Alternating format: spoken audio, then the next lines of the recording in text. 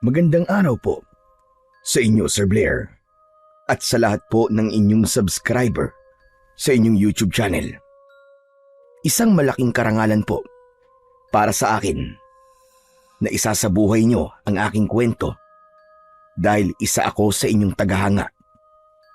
Alam ko po na marami ang makakarelate sa aking kwento dahil lahat po tayo ay merong itinuturing na isang kaibigan. At lahat ng magkaibigan ay dumadaan sa isang pagsubok. Pero hindi ko po inaasahan na kakaibang pagsubok ang kailangan naming pagdaanan ng aking kaibigan. Itago niyo na lamang po ako sa pangalan na Fabian. At ito ang aking kwento. Bata pa lamang ako ay magkaibigan na kaming dalawa ni Lauro. Hindi talaga taga roon sa aming lugar ang pamilya niya.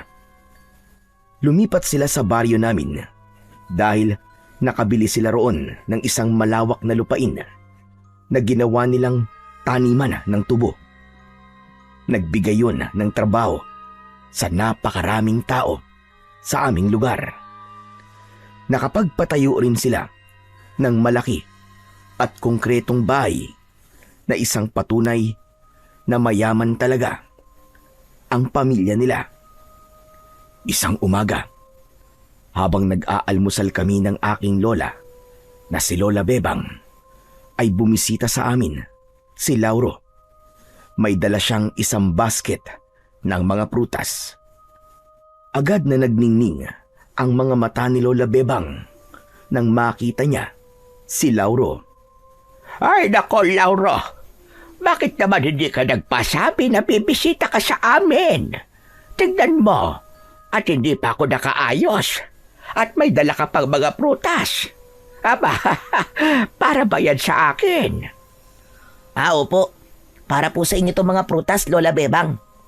Nabanggit po kasi sa akin ni Fabian na may sakit po kayo. Inuubo at nilalagnat daw po kayo. Ayun nga. Totoo yan. Pero medyo magaling naman na ako ngayon. Mukhang nag-alala ka sa akin, ha? Tama ba ako? Opo. Alam ko nga po na kapag tumatanda na, humihina na po ang katawan. Kaya naman po paniguradong mas humina po kayo nung magkaroon po kayo ng sakit. Nako, kalabaw lamang at tumatanda. At hindi ako kalabaw. Malakas pa ako. Kung gusto mo magpatabling-tabling pa ako dyan sa labas para makita mo kung gaano pa katibay ang aking mga buto. Si Lola talaga Talagang naisipan niyo pang tumambling kahapon nga nirereklamo niyo yung sakit ng rayuman niyo Saka hindi po ba? Sandali lang kayong nakatayo at nangangalay na kagad kayo at gusto niyo na kagad umupo. Tumahimik ka nga dyan, Fabian. Sinisiraan mo naman ako dito kay Lauro Lauro, huwag kang maniniwala sa sinasabi ng kaibigan mo, ha? Abay, malakas pa talaga ako. Sa totoo lang ka pakiramdam ko ay kayang-kaya ko pang ang mga anak. Kaya kung pakakasalan mo na ako ngayon, ay makakabuo pa tayo ng isang basketball team at may kasama pang muse. Uy, Lola, ano ba? Hindi ka ba kinikilabutan dyan sa sinasabi mo kay Lauro? Pambihira ka naman, Ay, nako. Oo nga pala. Pasensya na, Lauro. Pinsan talaga Hindi ko ba maintindihan? Hindi ko na alam kung ano pa lumalabas sa bunganga ko. Ayos lang po, Lola. Basta magpagaling po kayo ng tuluyan, ha? Saka, kumain po kayo palagi ng prutas para maging malakas ang panlaban nyo sa mga sakit. Madali po talaga tayo magkasakit ngayon kasi pabago-bago po ang takbo ng panahon. Maraming salamat talaga. Napakabait mo talaga. Kaya napakaswerte ng babaeng mapapag-asawa mo. At sana ay ako ang swerteng babae na yon. Lola! Ano ba? Lola ka ng lola dyan Kasi, hindi na komportable si Lauro sa mga sinasabi niyo sa kanya. Ang tanda-tanda niyo na'y kumakarengking pa kayo. Gusto niyo bang bumangon si Lolo sa hukay at pagalitan kayo kasi lumalandi pa kayo? Ipapaalala ko lang po sa inyo na noong inililibing na si Lolo ay abot hanggang kabilang baryo ang atungal niyo. Tapos sabi niyo pa nga sa kanya, sasama na kayo, di ba? Siyempre, joke lang yon. Para mas maging madrama ang eksena. Bakit ba? Ano ba mali sa ginagawa ko? Sakay di na babango ng lolo mo sa hukay. Dahil sigurado ako, nabuto na lang siya ngayon. Huwag kang mag-alala, Fabian. Ayos lang ako. Sanay na ako kay Lola Bebang. Ang totoo nga niyan Naaaliw ako sa kanya Nakita mo na. Ayos lang kay Laura. Tapos ikaw itong ang dami-daming sinasabi. Sa totoo lang, hindi ko akalain na maging si Lola Bebang ay magkakaroon ng paghanga kay Lauro. Akala ko ay hindi na nakakaramdam ng ganun ang lola ko kasi matanda na siya. Pero hindi ko rin naman masisisi si Lola Bebang dahil gwapo naman talaga ang kaibigan ko. Matangkad siya. Maganda ang pangangatawan at mistiso. Marami talagang kababaihan sa aming baryo ang hayagang nagpapakita ng interes sa kanya. At tama rin na maswerte ang mapapangasawa ni Lauro dahil bukod sa kanyang itsura at kabaitan ay napakayaman pa talaga ng kanyang pamilya. Oo nga pala, Fabian. Natapos mo na ba yung report sa mga na-deliver na tubo at yung mga naibenta natin noong nakaraang buwan? Kailangan ko na kasi sana ngayon yun Darating kasi mamaya si mama at papa. Dapat ay maipakita ko yun sa kanila pagdating nila. Malapit ko na matapos, Lauro. Siguro mamayang hapon, maibibigay ko na sa iyo yun. Sinubukan kong tapusin kagabi pero wala, inantok ako Pasensya ka na. Walang problema. Tamang-tama kasi gabi pa naman sila darating Pero, kumusta pala ang kita noong nakaraang buwan? Maganda. Kasi mas tumaas ang kita ng tubuan kumpara sa mga nakalipas na buwan. Mabuti naman kung ganon. Maraming salamat, Fabian Kasi alam kong personal kang naghahanap ng masusuplayan natin ng tubo. Malaking tulong yon sa negosyo ng pamilya ko. Wala yun, Lauro. Napakaliit na bagay na mga ginagawa ko kumpara sa tulong mo sa akin at kay Lola Bebang.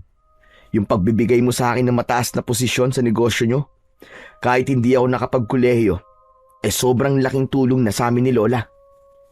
Karapat-dapat ka naman talaga sa posisyon na yun At wala akong pagsisisi na ibinigay yun sa'yo dahil nagagawa mo ng maayos ang lahat ng trabaho mo.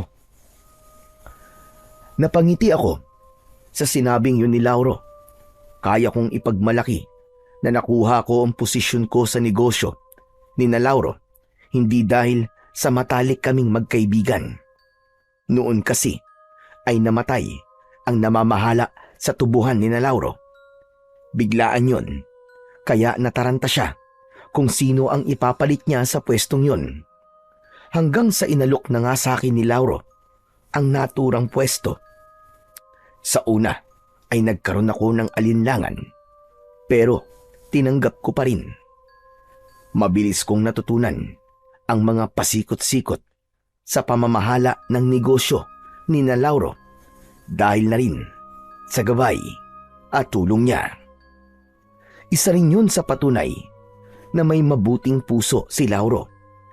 Hindi siya tumitingin sa antas ng pamumuhay ng isang tao kung paano niya ito tatratuhin.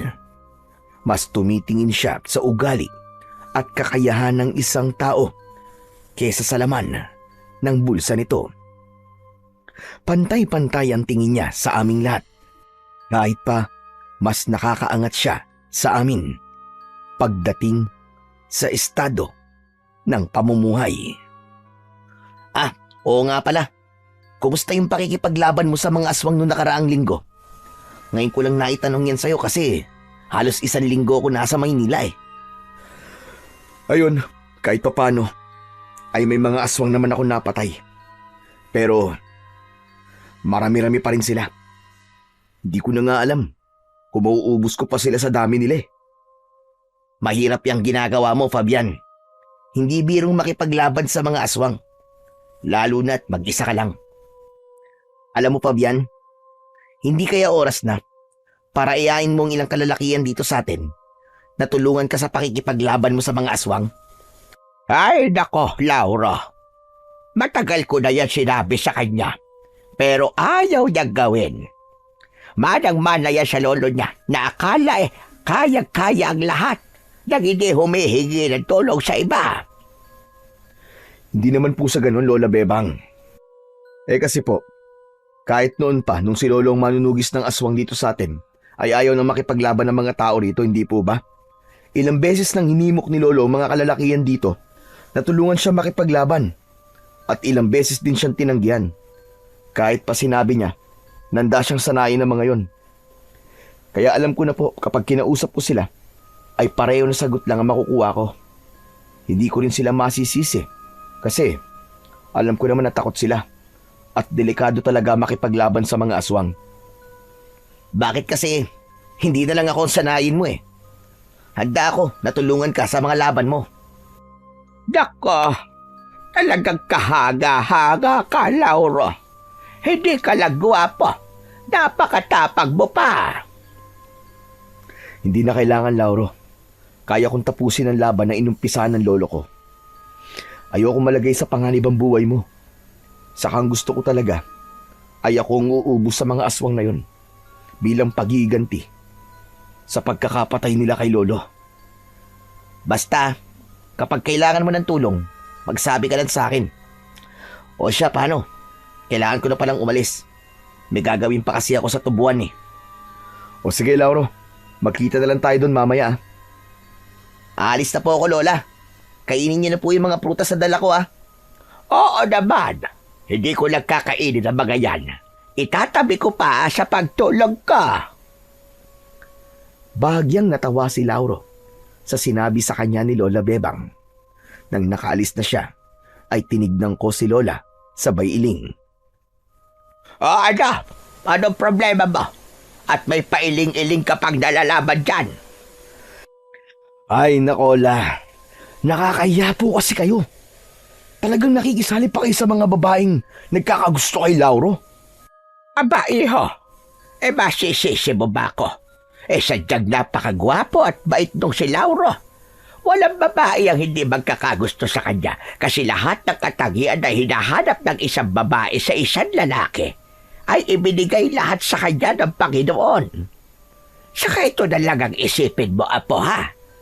Kapag pinakasalan ako ni Lauro, ay magiging mayaman na tayo. Siyempre, lahat ng meron siya. Kalahati ng mga yon ay sa akin na. Kaya kung ako sa'yo, imbes na palagi mo kung sinisiraan kay Lauro, ilakad mo ako sa kanya. Sabihin mo sa kanya ang magagandang katangian ko. Para naman, ibigin niya na ako. Ay, nako. At ano na naman po magagandang katangian yung ibibida ko sa kanya, Aber? Aba, marami. Mahusay ako sa mga gawaing bahay. Magaling ako magluto. Marami ako kayang lutuin ng mga putay at lahat ng yon ay ubod ng sasarap. At hindi lang ang luto ko ang masarap, kundi pati na rin ako, saksaka ng sarap. Lola, kadiri ka naman. Talaga nagmumurang kamyas na kayo. Tama ka. Isa nga kong kabyas kasi meron pa akong asim. Asim sa kilikili, pwede pa. Lola, kinikilabutan ako sa mga sinasabi nyo. Hindi nyo po ba naiisip na parang apo nyo na po si Lauro? Kasi magkaedad lang po kami. Hoy, wala sa edad ng pag-ibig, Han eh. At bakit mo naman pipigilan ng isang matandang kagaya ko na magmahal? Aba, Apo, bilang daan taon na ilalagi ko rito sa mundo, kaya hayaan mo na akong maging masaya. Yung kasiyahan po kasi na gusto nyo ay imposible kong maibigay sa inyo. Basta, pabayaan mo na lang ako na magkagusto kay Lauro. Kung hindi man niya ako mahalin pabalik, ay walang problema sa akin. Basta sa pinagkukunan ko ng kilig, tapos ang usapan. Ay, ewan. Bahala na nga po kayo sa buhay nyo. Matanda na kayo. Kaya siguro naman alam nyo na ang ginagawa nyo. Ipinagpatuloy ko na lang ang pagkain ko habang si Lola Bebang ay panayang irap sa akin. Hindi ko naman talaga siniseryoso ang pagkagusto ni Lola kay Lauro. Naniniwala ako na paraan lang yun ni Lola para makipagkulitan sa akin. Saka ipinagpapasalamat ko rin ang ganung ugali ni Lola Bebang dahil talagang nakakaaliw siya. At maging si Lauro ay aliw na aliw sa kanya. Ngunit bigla akong natigilan nang maalala ko ang unos na kinakaharap naming lahat. Matagal ng problema ng aming baryo ang mga aswang. Buhay pa noon ang lolo ko at may pagsalakay na ng mga aswang na nangyayari sa lugar namin. Bilang si lolo ay isang manunugis, siya ang nanguna sa pagharap sa mga aswang noon. Ang lolo ko ang nagsanay sa akin para maging isa kong manunugis. Nakitaan niya kasi ako ng potensyal at siya mismo ang nagsabi sa akin na gusto niya na maging kagaya ko siya para kapag nawala na siya ay merong papalit sa kanya. Ngunit kailanman ay hindi ko inisip na papalitan ko ang lolo ko. Ang layunin ko, kaya ninais kong maging isang manunugis, ay para meron siyang katuwang sa pakikipaglaban sa mga aswang dahil walang kahit isang kalalakihan sa baryo namin ang gustong gawin yun. Kaya naman, nang mamatay si lolo sa kamay ng mga aswang, ay nabigla ako sa bigat ng tungkulin na pumatong sa aking balikat. Matapos kong kumain ng almusal, ay naghanda na ako sa pagpasok ko sa trabaho. Nang umalis ako sa aming bahay, ay dinala ko na rin ang aking notebook na naglalaman ng record ng kita ng tubuhan. Nakalagay din doon ang mga pinagdeliveran namin ng tubo nung nakaraang buwan. Habang naglalakad ako, ay isang babae na makakasalubong ko ang agad na kumuha sa aking atensyon. May bitbit siyang isang traveling bag. Nakasuot siya ng puting blusa at asul na palda. Sigurado ko na hindi siya nakatira sa aming baryo dahil hindi pamilyar sa akin ang mukha niya. Napahinto ako sa paglalakad. Pakiramdam ko ay may kung anong mahika ang kanyang kagandahan. Tama lamang ang taas niya. Balingkinitan ang katawan niya at morena ang kanyang balat. Simple ang ganda niya, pero yun ang klase ng ganda na hindi nakakasawang pagmasdan. Huminto ang babae sa harapan ko at napatulala ako. Excuse me. Pwede ba magtanong? Ano eh? Ang sabi ko, kung pwede magtanong. Sige. Ano ba yun? Saan dito yung bahay ni Kapitana Ramona? Doon pa yon sa dulong bahagi nitong baryo. Kung gusto mo sasamahan na kita para hindi ka maligaw. Naku, sige. Pero hindi ba ako nakakaabala sa'yo? Baka may gagawin ka. Wala naman. Tara, samahan na kita. Maraming salamat ha. Sige. Ako na magdadala ng bag mo. Naku, hindi na. Kaya ko na to. Hindi naman to mabigat Saka nakakahiya na sa'yo. Naabala na nga kita tapos pagbibitbitin pa kita nitong bag ko. Nang ngumiti ang babae, ay para bang tumalon ang puso ko. Alam ko na sa unang kita ko pa lang sa kanya ay nakaramdam na kagad ako ng paghanga. Habang naglalakad kami ng babae, ay hindi ko talaga mapigilang mapasulyap sa kanya. Sinabi ko sa sarili ko na kailangan ko siyang kausapin para malaman ko ang pangalan niya. Miss, hindi ka taga rito, di ba? Hindi.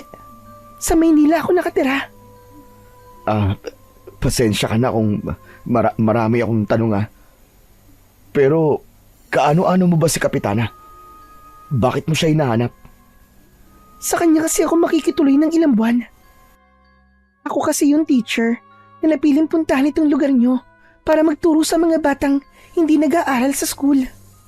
Naku, teacher ka pala. Kung ganun, dapat pala ma'am ang itawag ko sa'yo. Naku, kahit wag na. Kahit Althea na lang. Bagong guro pa lang kasi ako, kaya hindi ako sanay na tawagin na ma'am. Lalo na't hindi ko estudyante ang tumatawag sa akin. Kung ganun Althea pala ang pangalan mo. Ako nga pala si Fabian. Pero, maganda pala ang gagawin mo rito sa baryo namin Sa totoo lang yan maraming bata rito ang hindi pa marunong magbasa at magsulat. Masyado kasing malayo ang paaralan dito Tapos yung iba, wala talaga silang pera para makapag-aral. Kaya nga itong baryo nyo talaga ang napili ng gobyerno para padalhan ng isang guro. Sana talaga ay maturuan ko ng maayos sa mga bata rito. Lihim akong napangiti dahil nagtagumpay akong malaman ang pangalan ni Althea. Hindi nagtagal ay nakarating na kami sa bahay ni Kapitana Ramona. Oh, Althea, yan yung bahay ni Kapitana. Kumato ka na lang. Sigurado naman ako na nandyan siya sa loob. Maraming salamat ulit sa iyo, Fabian Naku, walang ano man yun. O paano? Iwanan na kita rito Mag-iingat ka. Sige, ikaw rin. Ingat ka. At salamat ulit. Muling ngumiti si Althea sa akin. Gumanti ako ng matamis na ngiti sa kanya bago ako tumalikod at naglakad palayo. Hindi na naalis ang ngiti ko hanggang sa makarating ako sa tubuan. Hindi ko na kasi matandaan kung kailan ang huling beses na kinilig ako sa isang babae. Masasabi ko na may pambihirang ganda talaga si Althea para mabiyag niya agad ako ng ganun kabilis. Maraming magagandang babae sa aming baryo pero kahit isa sa kanila ay hindi ako nakaramdam ng ganun. Hindi naman sa mapili ako pero siguro ay sadyang wala sa mga babae sa baryo namin ang nais kong makasama habang buhay. Nakasalubong ko si Lauro at agad na kumunot ang noo niya nang makita ko. Oh, kakaiba yata ang ngiti mo ngayon, Fabian May maganda man nangyari. Baka naman pwede mong sabihin sa akin. Diyos ko, talagang napakaganda. Sobrang ganda. Nang alin ba? Hindi alin, kundi sino. Lauro, may nakilala kasi akong isang magandang babae habang papunta ako rito. Grabe, iba ang dating niya. Pakiramdam ko ay nagugustuhan ko na kagad siya. Kaya naman pala ang ganda ng ngiti mo Abot tenga Para kang jumakpat sa loto. Sino naman yung babae na yan? Baka pwede mo naman akong ipakilala dyan. Oo ba? Hayaan mo. Kapag nagkita ulit kami, ipapakilala ko siya sa'yo. Ay oo nga pala. Tatapusin ko na ngayon yung report para maibigay ko na sa'yo bago dumating sila sir at ma'am. O sige, pero huwag ka magmadali. Gabi pa kasi ang dating nila Mas okay na madaliin ko na to para marami pa akong magawa. Ikaw talaga. Napakasipag mo. Kaya gustong gusto ko ng mga magulang ko Ang sabi nila ay huwag kong hahayaan na mawawala ka sa aming negosyo kasi malaki na itutulong mo sa amin. Malaki rin naman kasing naitutulong nyo hindi lang sa akin kundi maging sa napakaraming tao sa baryo natin. Simula kasi na magkaroon ng tubuan dito ay marami na nagkaroon ng trabaho. Isa talaga yan sa gusto naming mangyari sa lugar na ito. Sandali. Bakit parang bis na bis ka pala? Saan ba ang punta mo? Pupunta ako sa bayan. Mamimili ako ng pangluto namin mamayang hapunan. Kailangan masarap ang hapunan mamaya. Gawa ni na mama at papa. Minsan lang kasi sila narito Kaya gusto ko na masarap palagi ang kinakain nila. O sige, mag-iingat ka. Magsisimula na ako magtrabaho. Matapos ang pag-uusap namin na yon ni Lauro, ay dumiretso na ako sa maliit na opisina na malapit sa tubuan. Doon ko na tinapos ang report na kailangan kong ibigay mamaya kay Lauro. Habang ginagawa ko yun, ay ilang beses akong natigilan para isipin ang magandang muka ni Althea. Masaya ako kasi alam ko na magiging madalas ang pagkikita namin dahil sigurado ko na magtatagal siya sa aming baryo. Nagawa ko namang tapusin ng mabilis ang report. Pero bago ko yon ibigay kay Lauro, ay makailang beses ko yung chinek para masiguro ko na wala yung mali.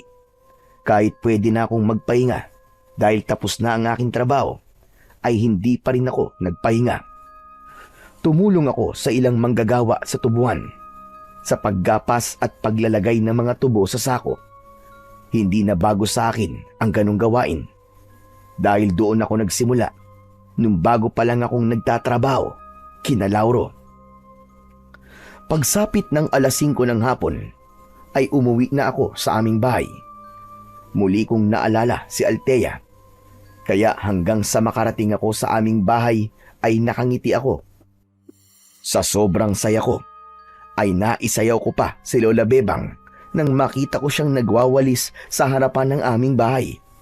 Hinawakan ko ang mga kamay niya at nagpaikot-ikot kaming dalawa. Ay, Diyos ko! Ano ba, Apo? Nahihilo na ako. Baka mamaya dyan batumba ko at makita ng mga dumadaan ang panty ko. Sa dami ba naman po na pwedeng makita sa inyo ay panty pa talaga ang naisip nyo, Lola? Sayaw pa po tayo, La. Kailangan nyo gumalaw-galaw at baka bigla kayong pumanaw. Talagang pagpanaw ko pa naisip mo damuho kang bata ka. Hala, sige, ayoko na sumayaw. Tama na at masusuka na ako. Grabe naman, ang bilis nyo naman pumapagod, Lola. Paano na lang po kapag nagkaroon na po kayo ng mga apo sa akin, tapos makikipaglaro sila sa inyo na sabay-sabay? Di, mapapagod po kagad kayo niyan.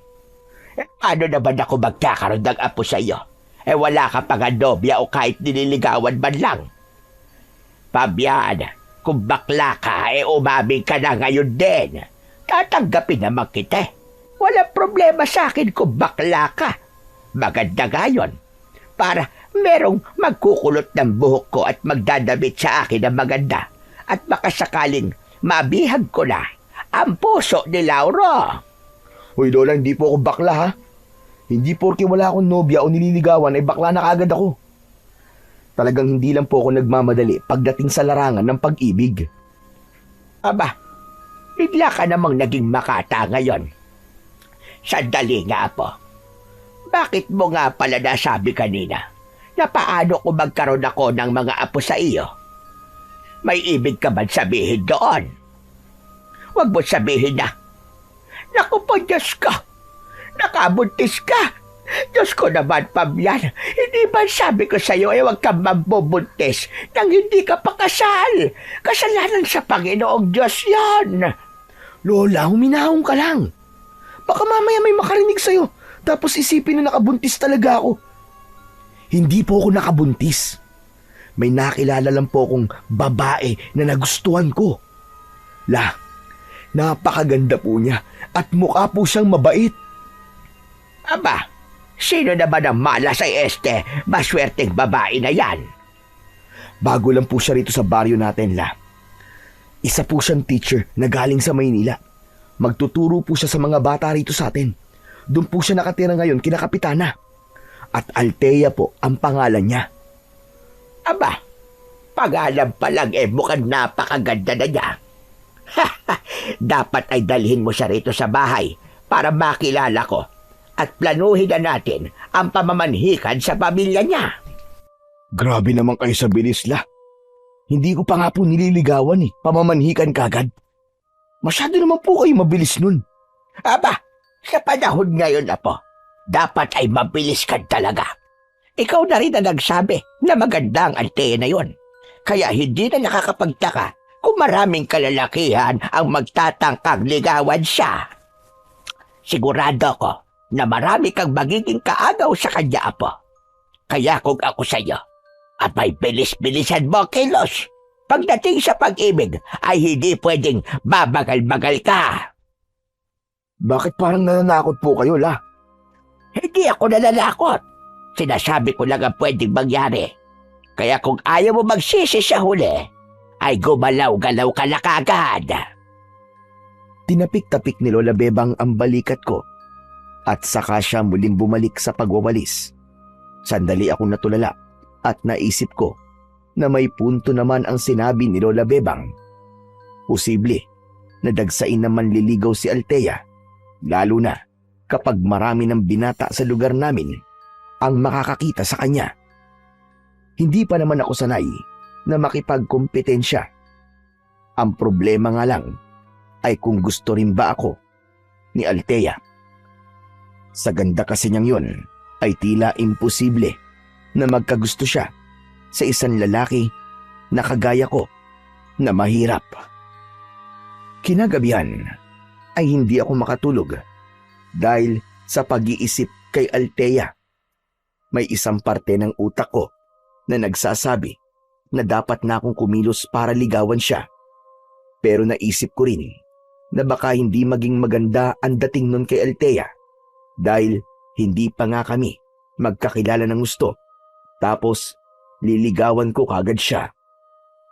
Nang sandaling yon ay alam ko na kailangan ko ng makakausap at alam ko na si Lauro ang pwede kong kausapin pagdating sa bagay na yon. Mas marunong kasing manligaw ng babae si Lauro kaysa sa akin. Kaya sigurado na makakahingi ako sa kanya ng mga tips. Bumangon ako sa papag. Nasa tabi ko si Lola Bebang na nagising sa pagtayo ko. O, apo, saan ka ba pupunta? Kina Lauro lang po. Makikipag-usap lang po ako sa kanya. Gaano ba kaimportante ang sasabihin mo sa kanya? At talagang ganitong oras ka pa pupunta sa bahay nila? Pagpabukas mo na lang yan. Gising pa naman po si Lauro ng ganitong oras eh. Saka mabilis lang po ako. Babalik din po ako agad. Ay, bahala ka ka sa buhay mo. Basta't mag-iingat ka. Lumabas na ako sa maliit naming kwarto. Kinuha ko ang itak sa kusina at isinabit ko yun sa aking bewang. Tuwing lumalabas ako sa gabi, ay hindi pwedeng wala akong dalang itak. Kailangan ko yun dahil hindi ako sigurado kung meron bang aswang ang bigla na lamang aatake sa akin. Nang lumabas ako, ay sumalubong sa akin ang malamig na simoy ng hangin. Kampante akong naglakad papunta sa bahay ni Lauro. Hindi na bago sa akin ang magpunta sa bahay ng kaibigan ko ng ganung oras. Kapag merong gumugulo talaga sa isip ko, ay ginagawa ko yun. Minsan din ay si Lauro naman ang nagpupunta sa bahay namin ng 10 oras ng gabi kapag gusto niya ng kausap. Hindi nagtagal ay nasa harapan na ako ng malaking bahay ni Lauro. Walang gate ang bahay nila, kaya dumiretso na ako sa tapat ng pinto nila. Kakatok na sana ako nang may marinig akong kaluskos sa likod na bahagi ng bahay ni Lauro. Napakunot ang noo ko. Kinabahan ako nang hindi ko alam. Kapag nakakaramdam ako ng ganong klase ng kaba, ay hindi ko yun ipinagsasawalang bahala dahil madalas ay may nakikita ako na aswang. Nagtungo ako sa likod ng bahay ni Lauro at nakita ko sa hindi kalayuan si Lauro na mag-isang naglalakad. Tinatahak niya ang daan papunta sa gubat. Tatawagin ko sana siya pero hindi ko itinuloy dahil baka makabulahaw ako sa mga kasama ni Lauro sa bahay, lalo na't nandoon na ang kanyang mga magulang. Kaya ang ginawa ko ay sinundan ko si Lauro. Pero nang nakapasok na siya sa gubat, ay bigla siyang nawala sa paningin ko. Hala! Nasaan na yun? Ang bilis naman niyang nawala. Tawagin ko nga. Lauro! Lauro! Lauro ako to! Lauro! Paulit-ulit kong tinawag ang pangalan ni Lauro, pero wala akong nakuwang sagot, maski isa. Anak ng... Ano kayang gagawin niya rito sa gubat ng ganitong oras? Hindi ba siya natatakot na baka makita siya ng mga aswang? Ano kayang pumasok sa utak ng lalaking yun? Kaya naman, nagdesisyon akong hanapin ang kaibigan ko para masiguro ko ang kaligtasan niya. Hindi ko kasi kayang umuwi tapos mag-iisip ako kung may nangyayari bang masama sa kanya. Naging matyaga ako sa paghahanap kay Lauro.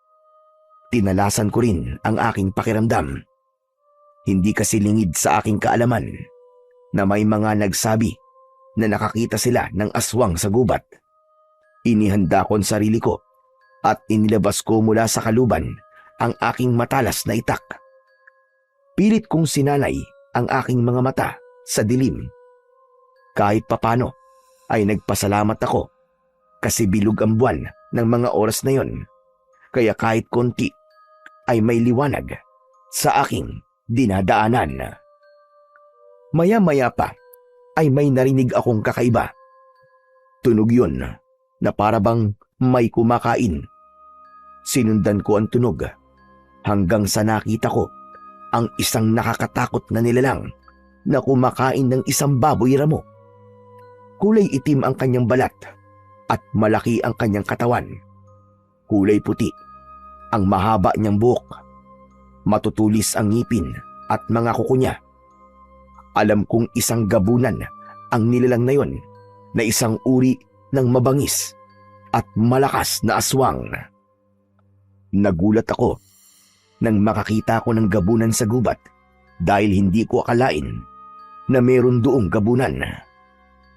Anak ng putya! Mabuti na lang pala't dala ko ang itak ko. Hindi na kita dapat hayaang mabuhay. Kailangan na kitang patayin bago ka pa makapambiktima sa aming baryo. Maraan akong naglakad papalapit sa gabunan. Ginawa ko ang lahat para hindi ako makalika ng kahit na anong ingay. Hindi ko inalis ang tingin ko sa kanya, ngunit sadyang malakas ang pakiramdam ng gabunan. Dahil nang ilang dipa na lang ang layo ko sa kanya, ay biglang umangat ang mukha niya. Diretsyong tumingin sa akin ang nanlilisik niyang mga mata. Wala na akong nagawa, kundi ang sumugod sa gabunan. Mabilis akong tumakbo palapit sa kanya. Inakala ko na susugod din ang gabunan, pero katakataka na tumakbo siya palayo. Hinabol ko ang gabunan. Alam ko ang pasikot-sikot sa gubat, kaya naman kumaliwa ako at tinahak ko ang ibang daan. Makalipas lamang ang ilang segundo, ay muli akong kumaliwa at nagulat ang gabunan nang sumulpot ako sa kanyang harapan. Akala mo ba ay makakatakas ka sa akin? Hindi ako makikipaglaban sa'yo. Hayaan mo na lang ako makalis. Hanep pa. Sa lahat yata ng aswang, ikaw lang ang nagsabi sa akin yan. Hindi kita hayaang makaalis, hayop ka. Dahil sigurado ko na manggugulo ka sa aming baryo kapag hinayaan pa kitang mabuhay. Malakas akong sumigaw, sabay sugod. Mabilis namang naiwasan ng gabunan ang pag-atake ko gamit ang aking matalas na itak. Agad akong humarap sa kanya, pero malakas niya akong itinulak. Sa lakas ng pagtulak niya sa akin, ay halos lumipad na ako. Nagpagulong-gulong ako ng pasadsad sa lupa. Nang tumayo ako, ay wala na sa harapan ko ang gabunan. Luminga ako, pero wala na akong makitang bakas kung saan siya nagpunta. Hoy! Bumalik ka rito, duwag! Harapin mo ako! Buisit! Nakatakas pa ang hayop! Nanlamig ako nang maalala ko bigla ang kaibigan kong si Lauro. Kinabahan ako kasi naroon din siya sa gubat. Hindi malabong makita siya ng gabunan at kapag nangyari yon, ay paniguradong hindi maganda ang mangyayari kay Lauro, lalo na't wala naman siyang kaalaman pagdating sa pakikipaglaban. mas lalo akong nagpursige sa paghahanap kay Lauro. Halos mapatid na ang ugat sa leeg ko sa pagsigaw sa pangalan niya. Hanggang sa may narinig akong kaluskos sa likuran ko. Parang may tumatakbo ng mabilis, papalapit sa akin. Agad akong humarap. Tatagain ko sana ang nasa likuran ko dahil inisip ko na gabunan yun. Pero nabitin ang pagtaga ko nang malaman kong si Lauro yun. Maging si Lauro ay nagulat din dahil halos dumikit na ang talim ng itak sa leeg niya. Mabilis ko namang ibinaba ang itak at nakahinga ko ng maluwag nang makita kong ligtas ang kaibigan ko. Oh, bakit mo naman ako tatagain? Akala ko'y mapupugutan na ako ng ulo eh. Ikaw pala. Pasensya na. Akala ko kasi ikaw yung gabunan eh. Ano? Gabunan? Anong gabunan na sinasabi mo? Isa yung uri ng aswang. May nakita kong gabunan dito kanina.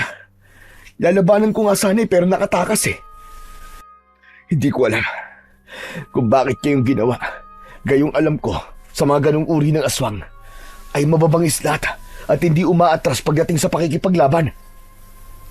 Ngayon ko lang nalaman na may ganyang klase pala ng aswang. Pero, ano palang ginagawa mo rito? Bakit napadpad ka rito ng ganitong oras? Yun na nga. Pupuntahan sana kita sa bahay niyo kasi gusto ko ng kausap. Pero nakita kita na pumasok dito sa gubat kaya sinundan kita. Eh ikaw, anong ginagawa mo rito ng ganitong oras? Hindi ka ba natatakot na baka mamaya may aswang na umatake sa'yo? Hindi kasi ako makatulog eh. Kaya naisipan kong mangaso. Teka nga, at kailan ka pa natutong mangaso? Matagal na. Hindi ko lang sinasabi sa'yo. Kung nangangaso ka, nasaan ang gamit mo? Wala naman ako nakikitang may pana o baril kang dala. Ah, iyon ba? Naiwan ko kung saan eh. Pero bukas ng umaga ko na lang babalikan. Ang mabuti pa, umalis na tayo rito. At baka mamaya, bumalik yung gabunan na sinasabi mo eh. Tara na! Sige, mabuti pa nga. Kung ako lang kasi ang nandito ay talagang tutugisin ko ang gabunan na yon. Hindi ako lalabas ng gubat nang hindi siya napapatay. Pero dahil kasama kita, kailangan na nating umalis. At baka kung ano pang mangyari sa'yo dito eh.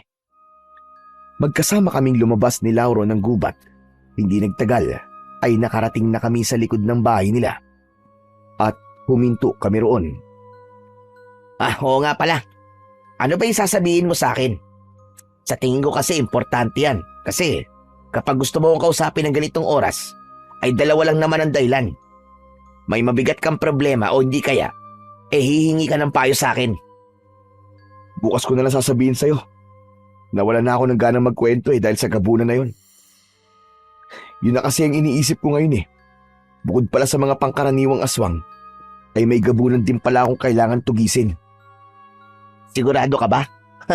Baka mamaya niyan hindi ka makatulog nang hindi mo nasasabi sa akin ang gusto mong sabihin. Bukas na lang talaga. Saka okay na ako kasi alam kong ligtas ka na. Napakaswerte ko talaga na meron akong kaibigan na kagaya mo, Fabian. Pakiramdam ko tuloy meron akong personal na tagapagtanggol. Siyempre naman, hindi ko pwedeng hayaan na may masamang mangyari sa'yo, no? Kasi para na tayong magkapatid. Kahit pa nga buhay ko, kaya kong isugal para sa'yo, tol. Ganun kakalakas sa akin Para namang maiiyak ako sa sinabi mong yan Sige na, tama na to. At baka magkaiyakan pa tayong dalawa dito. Sige na tol, bumalik ka na sa loob ng bahay nyo at bukas na lang tayo mag-usap. Huwag ka nang babalik sa gubat ha, delikado ron. Oo tol, hindi na. Nakakaramdam na rin ako ng antok Matutulog na lang ako. Hinintay ko munang pumasok si Lauro sa bahay nila bago ako naglakad pauwi sa amin. Masasabi ko na maswerte rin talaga ako na naging kaibigan ko si Lauro. Hindi dahil sa mga bagay na naitutulong niya sa akin, kundi dahil sa natagpuan ko sa kanya ang isang kapatid na wala ako. Sa tagal na naming magkaibigan ay masasabi ko na walang kahit na anong bagay o tao ang makakasira ng aming pagkakaibigan. Kinaumagahan, habang nag-aalmusal kami ni Lola Bebang, ay ikinuwento ko sa kanya ang nangyari nung nakaraang gabi. Maging siya ay nagulat nang malaman niya na merong gabunan sa aming baryo. Sa tagal ko na rito, ay ngayon ko lang nalaman na meron palang gabunan dito sa atin. Kahit na ang lolo mo ay hindi nakakita ng gabunan nung nabubuhay pa siya. Kaya nga po nakakagulat talaga, Lole. Kinabahan tuloy ako kasi alam kong mas mahirap pong kalaban ng isang gabunan kumpara sa mga pangkaraniwang aswang. Kahit mag-isa lang siya, ay parang isang batalyon ng mga aswang ang katumbas niya. Sinabi mo pa. Naalala ko tuloy ang sinabi ng lolo mo noon na sa lahat ng aswang, ang gabunan ng ayaw na ayaw niyang makalaban dahil malalakas talaga sila. Pero totoo ba ang sabi-sabi na maganda ang katawan ng isang gabunan, apo? Meron ba siyang pumuputok na mga abs? Meron, Lola. Teka, sandali. Mukhang iba na yung nasa utak mo, Lola, ha? Dumali na naman kayo sa pagiging makamundo nyo, ha? Tinanong ko lang naman kung may abs ang gabunan. Makamundo na kagad. Pambihira naman itong batang ire. Hindi ba pwedeng gusto ko lang malaman kung totoo sabi-sabi na may magandang katawan na mga gabunan? Naputol ang pag-uusap namin ni Lola Bebang nang marinig namin ang pagtawag ni Lauro sa labas. Aba, nandito na naman si Lauro ng ganito kaaga. Siguro na-miss niya ako at gusto niya akong makita. Napailing na lang ako sa sinabi ni Lola Bebang. Magkasama kaming lumabas at nagulat ako nang malaman kong kasama ni Lauro si Althea. Napakaganda ni Althea sa suot niyang bulaklaking bestida.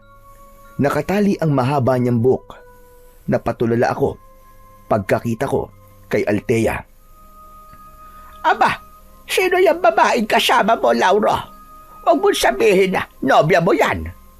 Iiyak na ako ngayon. Ganyan talaga si Lola Bebang, Althea. Mapagbiro siya.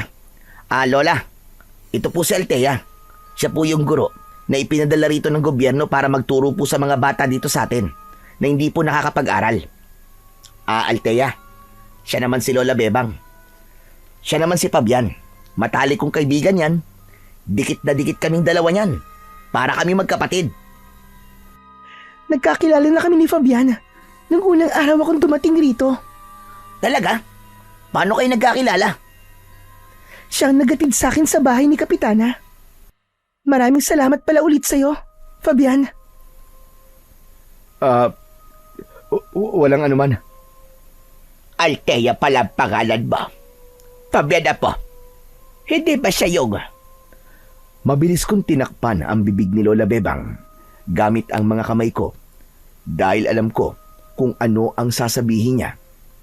Palihim kong pinanlakihan ng mga mata si Lola at sa tingin ko ay nakuha niya ang ibig kong sabihin. Kaya tumango siya. Naikwento ko kasi kay Lola na may gurong magtuturo sa mga bata dito sa amin. Pero bakit pala magkasama kayong dalawa ngayon? Pumunta kasi ako kanina sa bahay ni Kapitana dahil magbibigay ako ng donasyon para sa mga itatayong poste ng ilaw dito sa atin. Ipinakilala ni Kapitana sa akin si Althea. At ang sabi ni Kapitana ay ipasyal ko muna rito sa atin si Althea habang hindi pa siya nagsisimulang magturo sa mga bata. Bukas pa kasi siya magsisimulang magturo eh. Fabian, pwede ba ako makigamit ng banyo nyo? Kanina ko pa kasi kailangan gumamit ng banyo eh. Sige. Lola, pakisamahan niyo naman po si Althea sa banyo natin. Magkasamang nagtungo sina Althea at Lola Bebang sa likod ng aming bahay kung saan naroon ang aming banyo. Napansin ko na naging seryoso ang muka ni Lauro nang tumingin siya sa akin. Hindi ba, Tol, may nabanggit ka sa akin na babaeng nakilala mo? Ang sabi mo ay nagustuhan mo kagad ang babaeng yon. Si Althea ba ang babaeng tinutukoy mo? Kasi nagkakilala na pala kayo bago ko pa siya makilala. Hindi. Hindi si Althea ang babaeng tinutukoy ko. Eh, sino ang babaeng sinasabi mo na nakilala mo? Na nagustuhan mo na kagad? Ano nga bang pangalan nun? Si Clara. Tama, si Clara. Taga-kabilang baryo siya. Siya yung sinasabi ko na nakilala ko na nagustuhan ko kagad. Ah, ganun ba? Mabuti na lang pala at hindi si Althea ang babaeng sinasabi mo. Akala ko kasi magiging magkaribal pa tayo sa iisang babae. Ayoko mangyari yon kasi paniguradong mag-aaway tayong dalawa. Ha? Anong ibig mong sabihin? Ang bagal mo naman makuha ang sinabi ko. Ang ibig ko sabihin ay may gusto ko kay Althea at bala ko na siyang ligawan. Ewan ko ba? May kakaiba kay Althea. Kaya nakaramdam kagad ako ng ganito sa kanya. Yun lang naman pala eh. Huwag ka mag-alala, tol. Kasi wala akong gusto kay Althea. Hindi siyang tipo kong babae, tol. Mas gusto ko yung kagaya ni Clara. Pero tol, hindi ka ba natatakot na marami kang magiging karibal kay Althea? Sa ganda niyang yun. Sigurado ako na marami ang manliligaw sa kanya dito sa lugar natin. Naisip ko na nga rin yan eh. Pero wala akong pakialam kahit gaano karami ang manliligaw kay Althea. Wala akong kontrol sa bagay na yon. Ang meron lang akong kontrol ay kung paano ko ipapakita kay Althea na malinis ang intensyon ko sa kanya. Hindi na ako nagsalita dahil bumalik na sina Lola Bebang at Althea. Nakakatuwa naman ito si Althea. At sabi ko sa kanya ako na ang iigib ng tubig sa balon. Pero nagpumilit siya na siya na raw ang gagawa nun. Dahil wala raw balon sa lugar nila sa Maynila. Gusto ko po kasing maranasan dito yung mga bagay na hindi ko pa na-experience sa Maynila. Mauna na pala kami ah. Sigurado ko na abutin kami ni Althea na maghapon sa dami ng magagandang lugar na pwede kong pagdalhan sa kanya dito sa baryo natin. O sige. Sige tol, mag-iingat kayong dalawa. Ikaw na rin pala muna ang bala sa tubuan ngayong araw ah. Magiging abala muna ako rito kay Althea. Sige tol, akong bahala. Pagkasabi ko nun, ay ngumiti na lang ako kay Lauro. Malungkot kong pinagmasdan sina Lauro at Althea habang naglalakad sila palayo. Pakiramdam ko ay sinuntok ako ng malakas sa dibdib ng sandaling yon. Hindi ko kasi inakala na darating ang panahon na magkakagusto kami ni Lauro sa iisang babae. Ano?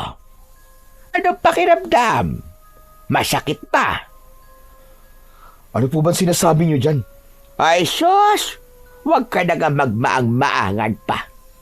Alam ko na si Althea yung babaeng ikinuwento mo sa akin na nakilala mo, na nagustuhan mo kagad. Hay nako, ang tadhana nga naman. Bakit kay lupit mo? Bakit mo kang mag-aagawan pa ang dalawang magkaibigan sa iisang babae? Kailan pa po kayo naging makata, Lola? Abay ngayon lang. Pero ano nang gagawin mo ngayon, iho? Makikipagkompetensya ka ba kay Lauro sa puso ni Althea? Hindi po. Wala po akong balak na gawin yan, Lola. Ayoko pong masira ang pagkakaibigan namin, Lauro, na dahil lang sa isang babae. Magpaparaya na lang po ako. Sa kasigurado ko na sa aming dalawa ni Lauro ay mas may pag-asa si Lauro kumpara sa akin. At bakit mo naman nasabi yan? Lola naman, kailangan ko pa po ba't sagutin ang tanong nyo? Malamang. Kaya ko ga'y tinatanong para sagutin mo. Kasi mayaman po si Lauro. Ako mahirap. Aminado rin po ako na mas gwapo siya sa akin at malakas ang dating niya sa mga babae. Isa pa, wala naman po ako may pagmamalaki. Yung pagiging manunugis mo at pakikipaglaban sa mga aswang. Yung pagprotekta mo sa aming lahat laban sa mga aswang. Sa tingin mo ba, ay hindi pa yun sapat na dahilan para masabi mong may maipagmamalaki ka? Ewan ko, Lola. Kung ibang lalaki siguro ang karibal ko kay Althea, ay magiging malakas ang loob ko kahit papano. Pero kung si Lauro na Aba, ibang usapan po yun. Isa pa, mas importante po sa akin ang pagkakaibigan naming dalawa. Sigurado kasi ako na kapag nakipagkumpetensya ako sa kanya, ay masisira ang samahan namin dalawa. Hindi na ako makikialam sa iyo pagdating sa bagay na iyan. Pero wag mo rin sana kakalimutan na importante rin ang sarili mong kaligayahan, apo. Minsan, may mga bagay tayong kailangang gawin para maging masaya tayo. Para hindi darating ang panahon na magsisisi ka kung bakit hindi mo ginawa ang bagay na iyon. O siya, tara na sa loob. Tapusin na natin ang pag-aalmusal para makapasok ka na sa iyong trabaho. Nang pumasok si Lola Bebang sa bahay, habang ako'y naiwan na mag-isa sa labas, ramdam ko ang bigat sa aking dibdib. Ngunit alam ko na wala na akong magagawa kundi ang tanggapin na hindi ko na maaaring ituloy ang panliligaw ko kay Althea. Kailangan kong magparaya dahil mas importante para sa akin ang pagkakaibigan namin ni Lauro. Simula noon ay para akong pinapahirapan araw-araw kapag nakikita ko sina Lauro at Althea na magkasama. Madalas, pagkatapos ni Althea na magturo sa mga bata, ay ipinapasyal siya ni Lauro. May mga pagkakataon na nakikita ko silang masayang nag-uusap sa may tubuhan. Pinilit kong alisin ang pagtingin ko kay Althea, pero labis talaga akong nahihirapan na gawin yun. Totoo nga ang sinasabi ng marami na mahirap kalaban ang puso. Isang umaga, papunta na ako sa tubuan nang mapadaan ako sa lugar kung saan nagtuturo si Althea sa mga bata. Meron dumbubong na gawa sa pawid. Nakita ko rin na naroon si Lauro na nakangiting pinapanood si Althea. Pero wala kay Lauro ang atensyon ko, kundi na kay Althea. Tila napakabagal ng galaw niya sa paningin ko. Kapag ngumingiti siya, ay napapangiti rin ako. Hanggang sa nakita ko si Lauro na papalapit sa akin. Agad kong inalis ang ngiti sa akin labi. "O Fabian, anong ginagawa mo riyan? Gusto bang panoorin ng pagtuturo ni Althea sa mga bata? Tara, doon ka sa loob." "Naku, hindi na kailangan, tol. Napadaan lang ako kasi papunta na ako sa tubuan eh. Napahinto lang ako kasi ngayon ko lang nakita na tinuturuan ni Althea ang mga bata. Natutuwa lang akong panoorin yung mga bata kasi mukhang nakikinig talaga sila kay Althea at tuwang-tuwa sila sa mga itinuturo nito." Mahusay kasing teacher si Althea at may paraan siya para makuha ang atensyon ng mga bata. Nakaka-proud nga siya kasi kahit ilang araw pa lamang niyang tinuturuan ng mga bata, ay marami na ang nakakapagbasa kahit papano. Aba, mabuti na lang pala. At siya ang ipinadala dito sa atin, di ba? Sinabi mo pa. Oo nga pala. Alam mo bang nililigawan ko na si Althea? Nagpaalam ako sa kanya kahapon at pumayag naman siya. Ang sabi niya sa akin, huwag kagad akong umasa na sasagutin niya ako. At yung panliligaw na gagawin ko sa kanya ay isang paraan yon para mas makilala niya raw ako ng lubusan. Aba, magandang senyalis na rin yan kasi pumayag siya niligawan mo siya eh. Biglang napatingin si Althea sa amin, pakiramdam ko ay nahulog sa lupa ang puso ko nang kumaway siya sa akin na sinundan niya ng matamis na ngiti. Tinawag ako ni Althea kaya wala na akong nagawa kundi ang lumapit sa kanya kasama si Lauro. Alam nyo, total nandito na kayong dalawa, ay magandang tulungan nyo ako sa pagtuturo sa mga bata.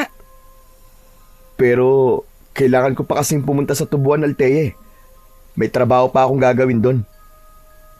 Eh di magpaalam ka sa boss mo. Nandiyan naman si Lauro eh. Naku, ako na nga magtatanong. Lauro, okay lang ba na isama natin si Fabian na magturo sa mga bata ngayon? Aba oo naman. Isang oras lang naman to, Fabian. Halos kalahating oras na nagtuturo si Althea rito. Kaya saglit na lang ang ilalagi mo rito. Ah, sige na nga. Mukhang wala rin naman akong magagawa, kundi pumayag.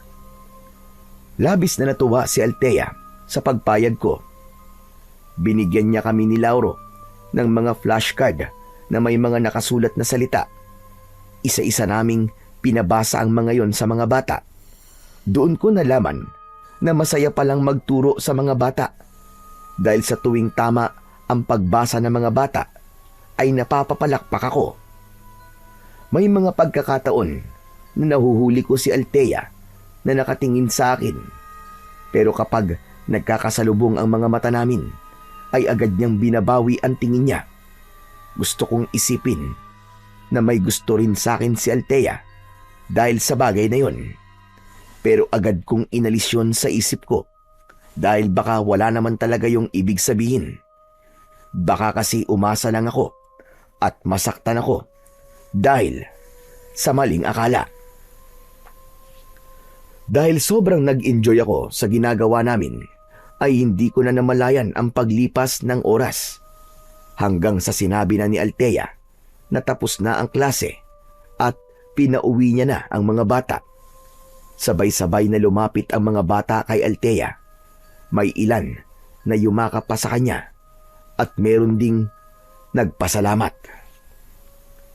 Nang nakaalis na ang mga bata, ay saka humarap si Althea sa amin ni Lauro. Thank you sa pagtulong niyo sa akin sa pagtuturo sa mga bata ngayon ha. Sana nag-enjoy din kayo. Nakakatuwa palang magturo sa mga bata, no? Kitang-kita ko nga ang saya mo kanina eh. Sana, hindi to ang huling beses na sasamahan mo ako magturo, Fabian. Basta ba may oras ako eh. Sabihan mo lang ako. Alam mo naman kung saan ako nakatira, di ba? Althea, hindi ba nagpapasama ka sa akin sa bayan?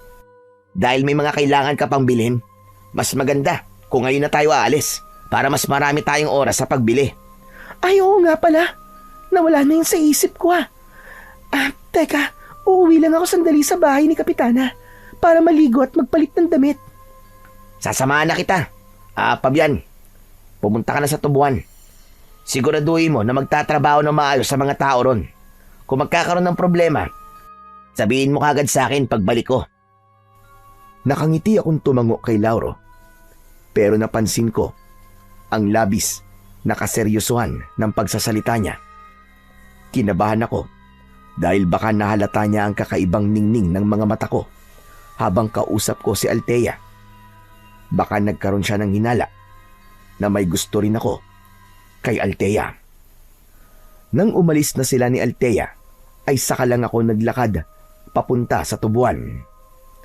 Nag-focus na lang ako sa mga kailangan kong gawin para mawala ang selos na nararamdaman ko. Kinagabihan, hindi ko inasahan na may mga aswang nasasalakay sa aming baryo. Agad kong kinuha ang matalas kong itak at lumabas ako ng bahay para makipaglaban. 2 aswang ang agad na sumalubong sa akin, pero hindi ako nagpakita ng takot sa kanila.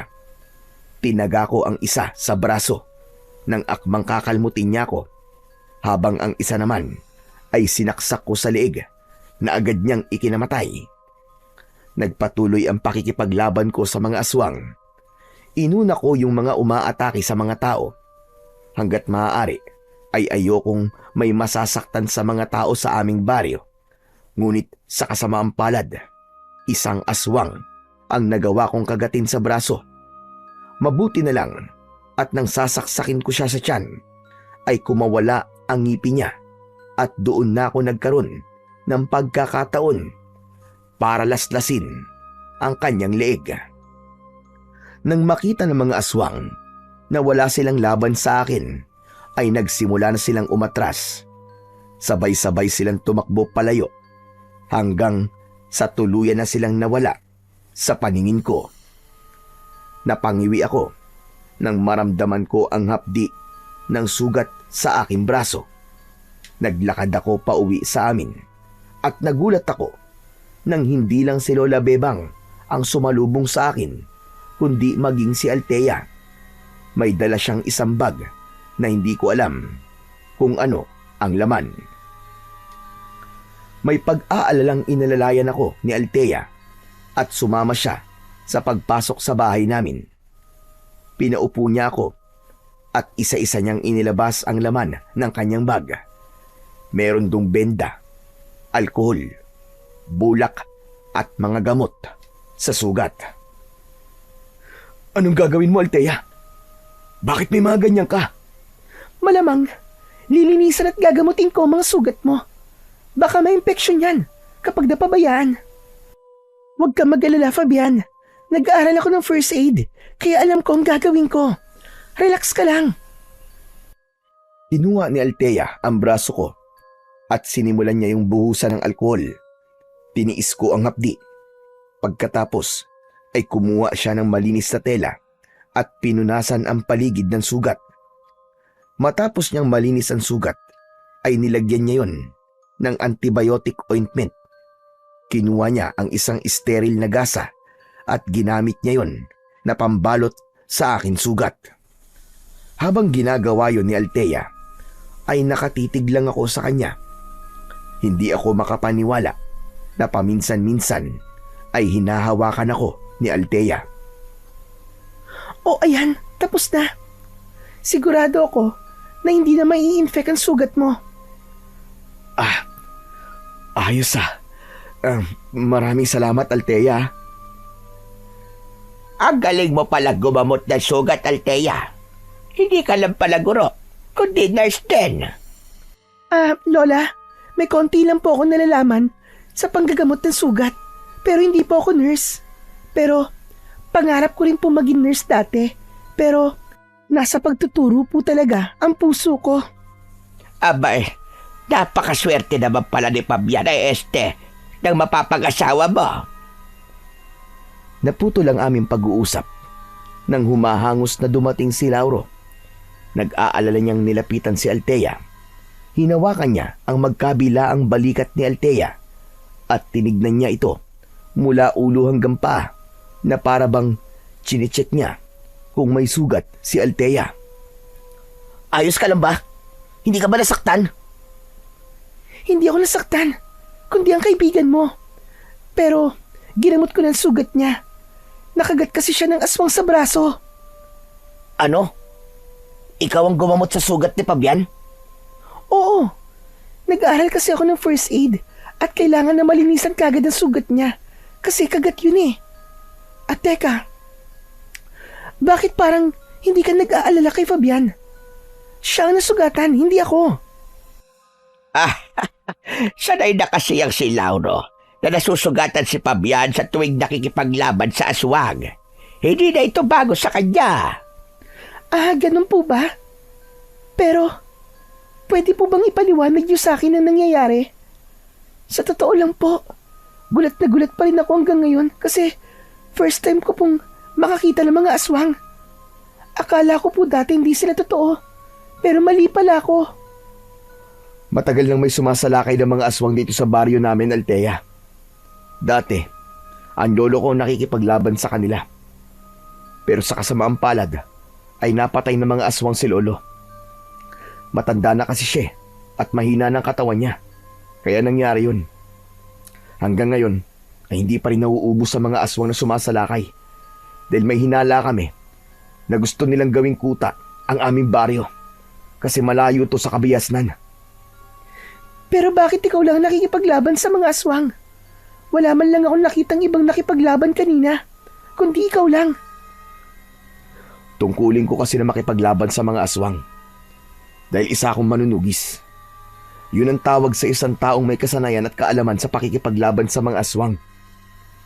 Ang lolo ko nagturo sa akin nun para maging manunugis. Kaya naman nung mamatay siya, ako na ang pumalit sa kanyang pwesto. Ako lang kasi ang mag-isang nakikipaglaban. Dahil lahat ng tao rito sa amin ay takot sa mga aswang. Ha? Pero para sa akin, hindi ka dapat pumapayag na mag-isa ka lang nakikipaglaban. Dapat, kusa kang tinutulungan ng mga tao rito. Oo, bayani ang tingin nila sa'yo, pero buhay ang usapan dito. Hindi ba nila naiisip na sa tuwing humaharap ka sa mga aswang, ay nakalagay sa hukay ang kalahati ng iyong katawan? Huwag naman sanang mangyari Pero paano kung may mangyaring masama sa'yo?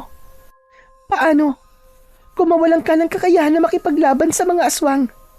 Paano na mga tao rito? Kung kahit isa sa kanila ay takot na makipaglaban. Ginagawa ko naman ang lahat, Althea, para walang masamang mangyari sa akin. Nangako kasi ako noon sa lolo ko, nung namatay siya, na ako ang uubos sa mga aswang dito sa amin.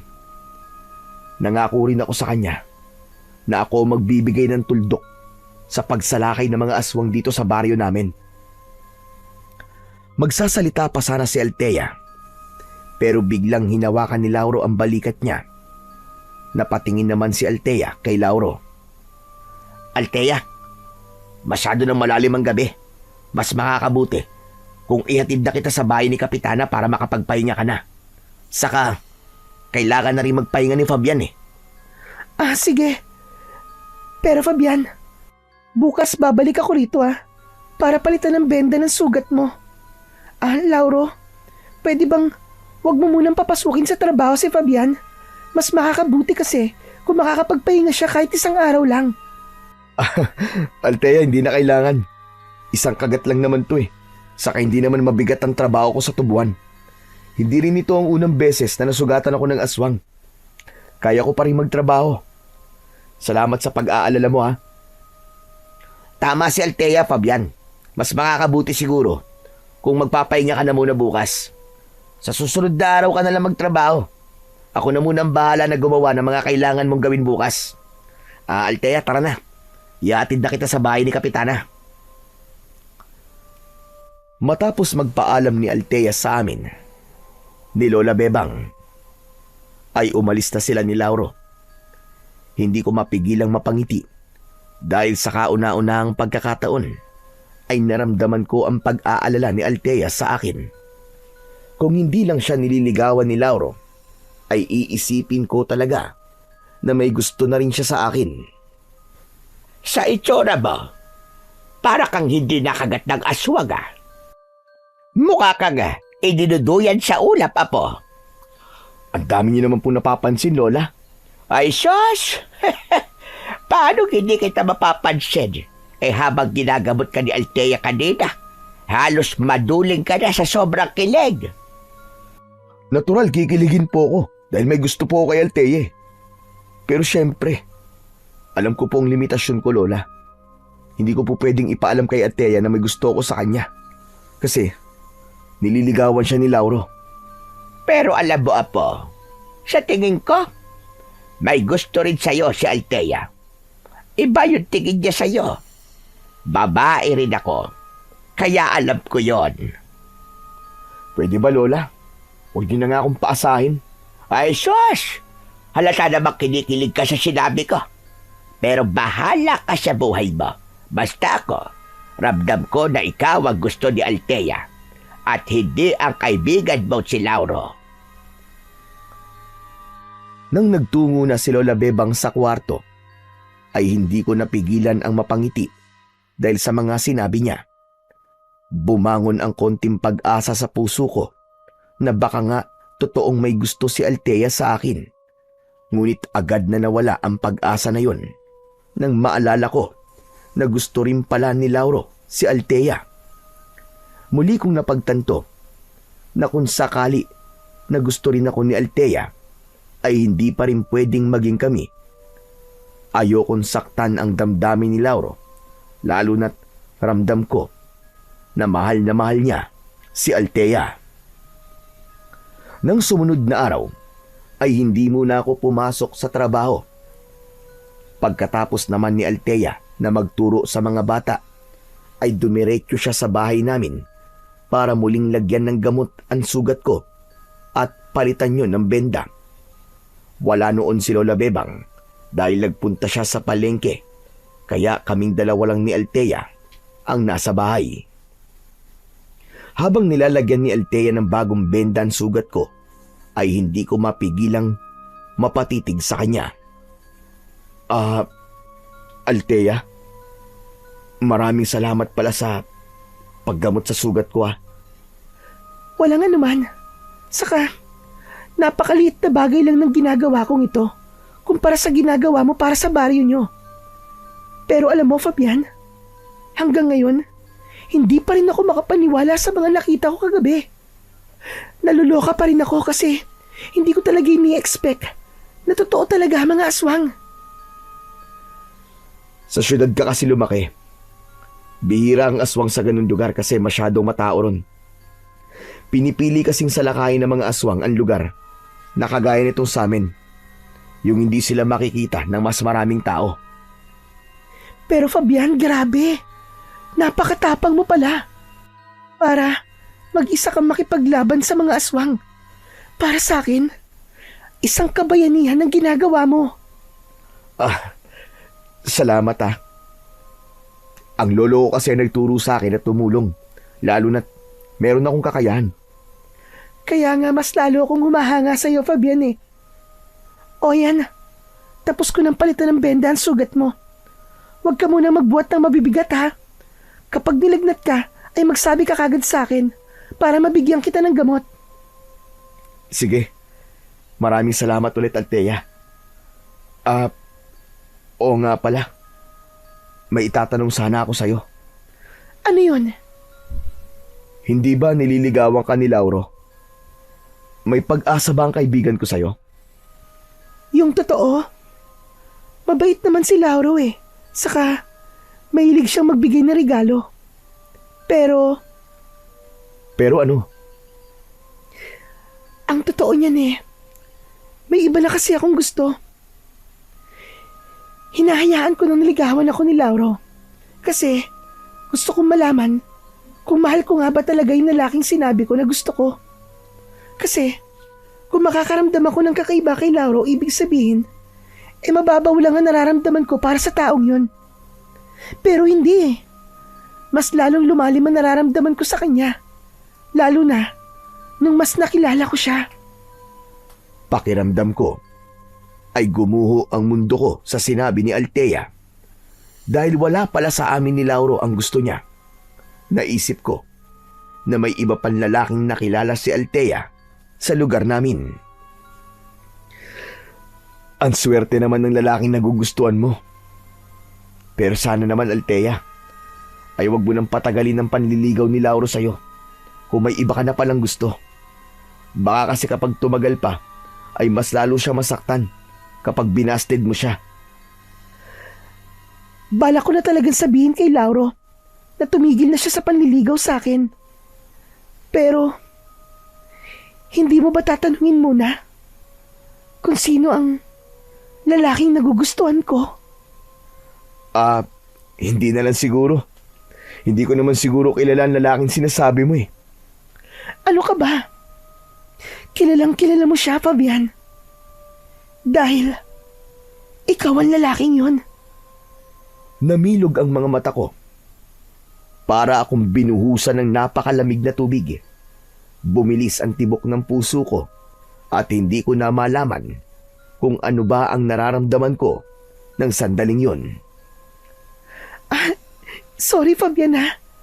Kung nagulat ka kasi umamin ako sa nararamdaman ko sa'yo. Siguro ngayon ka lang nakakilala ang babaeng nauuna magtapat sa lalaki, ano? Pero, hindi kasi ako sanay na itinatago ko ang nararamdaman ko sa isang tao. Ayoko magsayang ng oras na magpapakiramdaman lang tayo. Unang beses pa lang kitang nakilala, ay may naramdaman na kagad ako sa iyo, Fabian. Simula nun, ay hindi ka na naalis sa isip ko. Nagbibiro ka lang, di ba? Sa tingin mo ba, ay gagawin kong biro ang ganitong bagay? Mahal kita, Fabian. At alam kong ganun din ang nararamdaman mo sa akin. Nakikita ko yun sa mga panakaw mong sulyap sa akin. Pero Althea, hindi pwede to eh. At bakit naman hindi? Mahal ka ni Lauro at magkaibigan kaming dalawa. Siguradong masisira ang pagkakaibigan namin kung susundin ko nararamdaman ko. Di lumabas din sa bibig mo ang totoo.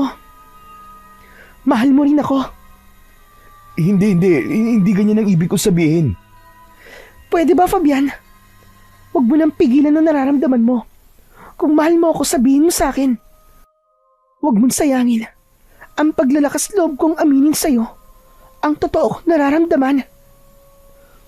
Oo na. Mahal din kita. Pero hindi pwedeng maging tayo. Magagalit si Lauro sa akin at ayokong mangyari yun, Althea. Kung talagang kaibigan ka ni Lauro, ay maiintindihan ka niya. Tao ka lang, Fabian. At hindi mo pwedeng pigilan ng puso mo na magmahal. Kailangan malaman ni Lauro ang totoo. Parang awa mo na, Althea. Huwag mo tong sasabihin sa kanya. Ayokong masira ang pagkakaibigan naming dalawa ni Lauro. Oo, mahal kita, Althea. Pero ayokong magalit si Lauro sa akin. Kaya nakikiusap ako sa'yo. Ilihim na muna natin ang bagay na ito. Matiim akong tinitigan ni Althea. Panay ang dasal ko na sana ay pumayag siya sa sinabi ko hanggang sa nagpakawala siya ng malalim na paghinga at tumango siya. Sige. Naiintindihan kita. Hindi mo na natin ito sasabihin kay Lauro. Pero ayokong habang buhay natin itong ililihim sa kanya. Kaya mag-ipon ka na ng lakas ng loob para sabihin sa kanya ang totoo. Maraming salamat, Althea. Pipilitin ko. So, tayo na ha? Boyfriend na kita at girlfriend mo na ako. Wow ha? Parang ako pa pala nanligaw sa'yo. Pasensya ka na, Althea. Sa totoo lang, wala akong balak na sabihin sa'yo nararamdaman ko kasi nililigawan ka ni Lauro eh. Pero natatakot ako na baka masira nga ang pagkakaibigan namin ni Lauro dahil dito. Magtiwala ka sa tibay ng pagkakaibigan nyo. Maiintindihan ka ni Lauro. Alam kong malawak ang pangunawa niya. Sana nga, Althea. Sana nga tama ka. Ngumiti si Althea at gumanti ako ng ngiti sa kanya na may kasamang pangamba. Sa kabila ng pag-amin ni Althea na mahal niya rin ako, ay hindi ko magawang maging masaya ng lubusan. Alam ko kasi na nanganganib na masira ang pagkakaibigan namin ni Lauro. Pero nang sandaling yun, ay naalala ko ang sinabi ni Lola Bebang na minsan ay kailangan ko ding isipin ang aking kasiyahan. Umasa na lang ako na maiintindihan kami ni Lauro at tatanggapin niya na kami talaga ni Althea ang nagmamahalan at para sa isa't isa. Kinagabihan, habang naghahapunan kami ni Lola Bebang, ay hindi ko mapigilang mapangiti dahil hindi pa rin ako makapaniwala na nobya ko na si Althea. Aba, apo, mukha ka naman timang. Kanina ka pangiti ng ngiti dyan ah. Ano bang nangyayari sa'yo? Baka naman pwede mong sabihin sa akin. Lola, hindi po kayo maniniwala sa sasabihin ko. Huwag mo nang sabihin kung hindi rin naman pala ako maniniwala. Lola, kami na po ni Althea. Nobya ko na po siya. Ano ka ba? Totoo ba yung sinasabi mo? O nag-iilusyon ka lang? O di ba? Hindi kayo makapaniwala. Kahit nga po ako ay parang nananaginip pa rin. Kanina kasi sila, inamin ni Althea na mahal niya ako. At wala na akong nagawa kundi aminin ang totoong nararamdaman ko sa kanya. Ganyan dapat ang mga babae. Matapang. Hindi ka bawasan sa pagkababae ng isang babae kung siya ang mauunang umamin ng pagmamahal niya sa isang lalaki. Pero matanong ko lang, alam na ba ni Lauro ang tungkol sa bagay na yan? Hindi pa po eh. Nagkasundo po kasi kami ni Althea na ilihim muna kay Lauro ang lahat. Hindi ko pa rin po kasi alam kung paano ko sasabihin sa kanya na kami na po ni Althea. Ayoko pong saktan ang damdamin ng kaibigan ko, La. Masasaktan at masasaktan talaga si Lauro. Kaya mas makakabuti Kung sabihin nyo na kagad sa kanya ang totoo hanggang maaga pa. Magsasalita pa sana ako nang marinig namin ang pagtawag ni Lauro sa labas. Napansin ko na lasing siya base sa boses niya. Lumabas ako at dun ko nakumpirmang lasing nga talaga si Lauro. "Oh, Tol, Lauro. Ikaw pala. May kailangan ka ba?" Fabian, halika nga dito. Kailangan kitang makausap, pare. Sige. Dito na lang tayo mag-usap sa loob. Hindi. Sumama ka sa akin. Biglang tumalikod si Lauro at hindi niya na hinintay na magsalita ako. Wala akong nagawa kundi ansundan siya. Kinabahan ako dahil may pakiramdam ako na alam na ni Lauro ang tungkol sa amin ni Althea. Nagpunta kami ni Lauro sa loob ng gubat. Maya-maya pa ay huminto siya at humarap sa akin. Matalim ang mga mata niya. Hindi ba? Isa sa mga ipinangako natin na hindi tayo maglilihiman. Bakit hindi mo sinabi sa akin na may gusto ka rin pala kay Althea? Bakit hindi mo sinabi sa akin na kayo na? Kung hindi pa sasabihin sa akin ni Althea, ay hindi ko pa talaga malalaman. Patawarin mo ko, Tol. Pero wag muna natin itong pag-usapan ngayon. Lasing ka eh. Lasing ako dahil nasasaktan ako. Hindi ko akalain na tatraydorin ako ng taong itinuring kong kapatid at pinagkakatiwalaan ko pa. Alam mo ba kung gaano kasakit ang nararamdaman ko ngayon, ha? Sobrang sakit. Parang pinipit-pit ng pino ang puso ko. Lauro, huminahon ka muna. Sa tingin mo ba ay kaya kong huminahon matapos mo akong traidorin, ha? Hindi kita mapapatawad. Hindi! Nagulat ako nang bigla kong sinuntok ni Lauro. Tumapo ang kamao niya sa pangako. Ano? Lumaban ka! Traidor ka, di ba? Ngayon mo ako labanan ng harap-harapan. Hindi kita kayang saktan, Lauro. Magkaibigan tayo, tama na. Pero sinaktan mo na ako eh. Muling sumuntok si Lauro, pero sa pagkakataong yun ay nagawa ko ng iwasan ang suntok niya. Hanggang sa naging sunod-sunod na ang pag-atake niya sa akin. Ginawa ko ang lahat para iwasan ang lahat ng pag-atake ni Lauro. Wala akong balak na labanan siya, lalo na't alam kong lasing siya. Pero natakot ako sa galit na nakikita ko sa mga mata ni Lauro. Lumabang ka, Fabian! Ipakita mo sa akin na kaya mo akong labanan ng harap-harapan! Lumabang ka! Hindi kita kayang labanan, Lauro! Magkaibigan tayong dalawa! Oo nga pala. Naalala ko na. Isa ka nga palang manunugis at mga aswang lang ang nilalabanan mo. Kung ganon, wala na akong magagawa kundi ang ipakita sa'yo kung sino talaga ako. Ha? Anong ibig mo sabihin?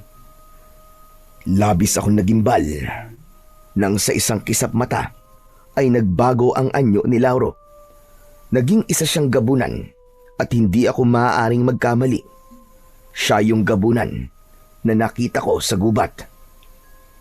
Hindi to maaari. Hindi to totoo. Nagulat ka ba? Oo, isa kong gabunan. Maging ang pamilya ko ay mga gabunan. Pero mas pinili namin mabuhay nang hindi pumapatay ng mga tao. Ngayong nasaan yung aswang na ako, Fabian? Labanan mo na ako. Maglaban tayo hanggang kamatayan. Wala na akong pakialam kung papatayin mo ko dahil parang pinatay mo na rin ako sa pagtatraidor mo sa akin. Kaibigan kita, Lauro. Hindi kita kayang patayin. Kahit isa ka pang aswang. Hindi mabubura ng pagkaaswang mo ang pagkakaibigan natin dalawa. Kung hindi mo ako kayang patayin, ikaw ang papatayin ko!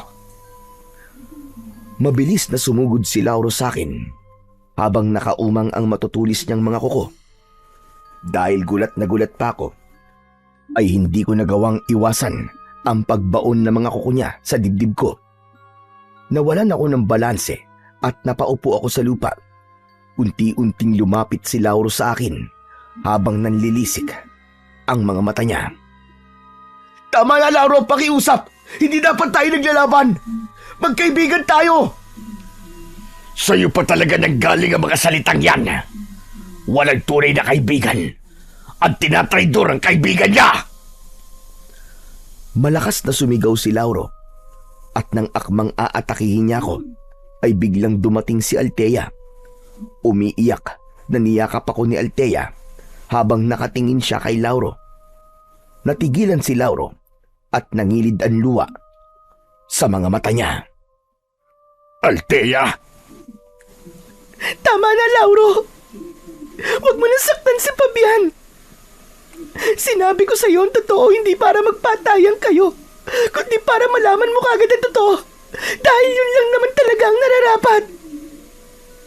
Ayoko nang patagalin pa ang lahat. Kaya ako na nagsabi sa iyo na nagmamahala na kami ni Fabian.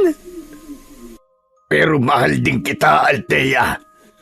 Ano ba sa tingin mo mararamdaman ko? Ang maging masaya? Kaya ko ba maging masaya? Gayon tinraidor ako ng sarili kong kaibigan? Hindi kanya tinraidor. Kung alam mo lang, kung paano pinigilan ni Lauro ang nararamdaman niya. Dahil alam niya na mahal mo ako.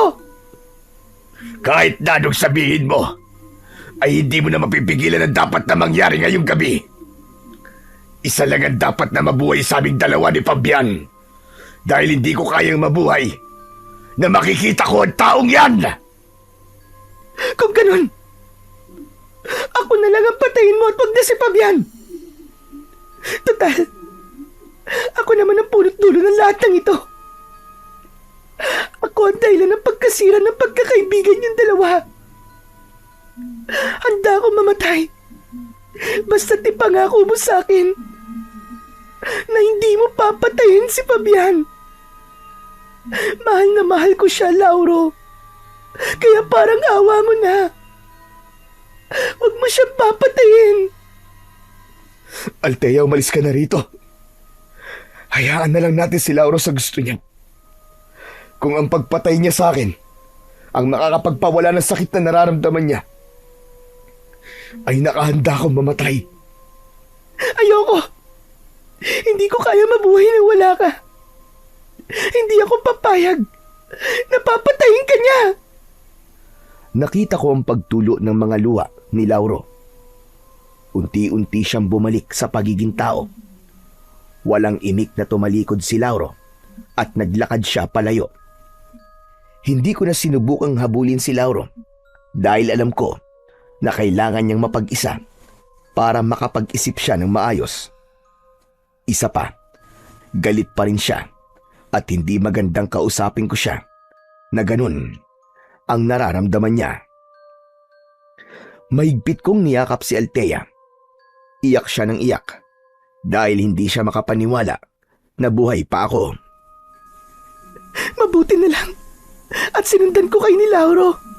Akala ko talaga ay mawawala ka na. Maraming salamat, Althea.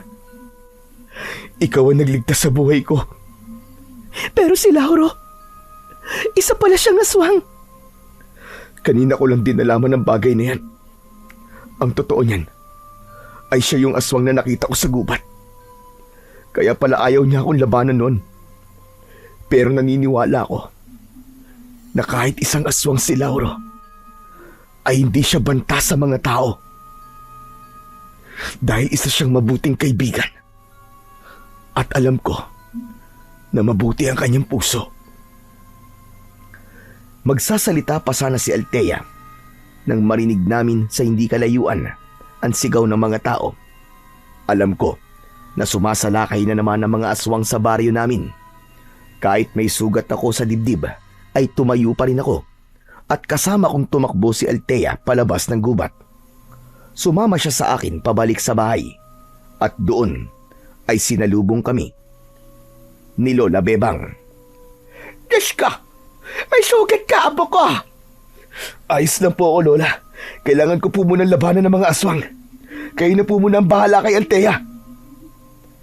Kinuha ko sa kusina ang itak at agad kong hinarap ang mga aswang. Nang dahil sa malalim na sugat sa aking dibdib, ay nahirapan talaga akong makipaglaban. Ramdam ko na marami ng dugo ang nawawala sa akin, pero pinilit ko pa rin na labanan ang mga aswang. Ilang aswang ang nagawa kong patayin, pero dahil sa nangihina na ako, ay may isang aswang na nagawa akong sunggaban. Akmang tatagain ko siya, pero nagawa niyang kagatin ang braso ko. Malakas akong napasigaw hanggang sa tuluyan ko nang nabitiwan ang aking itak. Nang sandaling yon, ay inisip ko na katapusan ko na. Imbis na ang sarili ko ang isipin ko, ay naisip ko ang mga tao sa aming baryo. Alam ko na malalagay sa mas malaking panganib ang baryo namin kung mamamatay ako, dahil walang may kakayahang makipaglaban sa mga aswang, kundi tanging ako lang.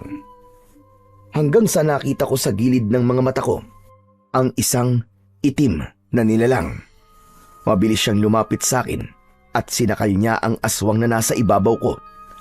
Malakas niyang ibinalibag yon sa lupa at itinarak niya sa dibdib ng aswang ang matutulis niyang mga kuko. Labis akong nagimbal nang malaman ko na si Lauro na nasa anyong gabunan ang nagligtas sa akin. Nagtama ang aming mga mata. Inilahad niya ang isa niyang kamay at walang pagdadalawang isip na tinanggap ko yon. Sa kanya ko hinila patayo. Lauro, salamat sa pagliligtas mo sa buhay ko.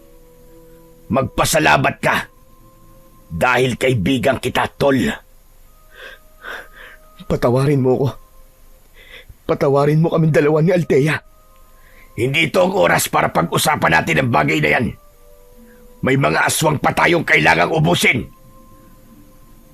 Mabilis na nawala si Lauro sa harapan ko, at nang muli ko siyang nakita, ay nakikipaglaban na siya sa mga aswang. Walang naging laban ang mga aswang sa kanya dahil sa bilis ng galaw niya. Ginamit ni Lauro ang matutulis niyang mga kuko at ngipin para patayin ang lahat ng aswang na nagtatangkang patayin siya. Maluwa-luwa kong dinampot ang aking itak. Hindi kasi ako makapaniwala na sa kabila ng sakit na nararamdaman ni Lauro ay nagawa pa rin niya akong tulungan. Doon ko napagtanto na sa kabila ng lahat ay mas nangibabaw pa rin kay Lauro ang aming pagkakaibigan. Itinuon ko muna ang aking atensyon sa pakikipaglaban sa mga aswang. Tila bumalik ang lakas ko dahil sa kasama kong nakikipaglaban ang matalik kong kaibigan. May mga pagkakataon pa na kapag hindi ko namamalayan na may aswang na atake sa akin, ay pinoprotektahan kagad ako ni Lauro.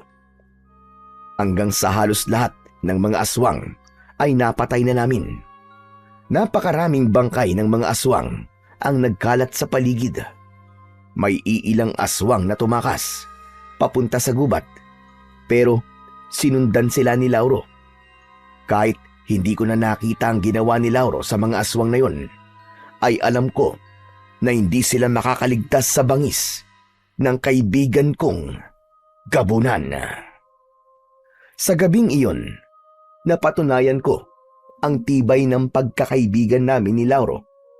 Mas lalong tumaas ang respeto at paghanga ko kay Lauro dahil kahit nasaktan siya dahil sa akin, ay hindi pa rin niya ako natiis at iniligtas pa niya ang buhay ko.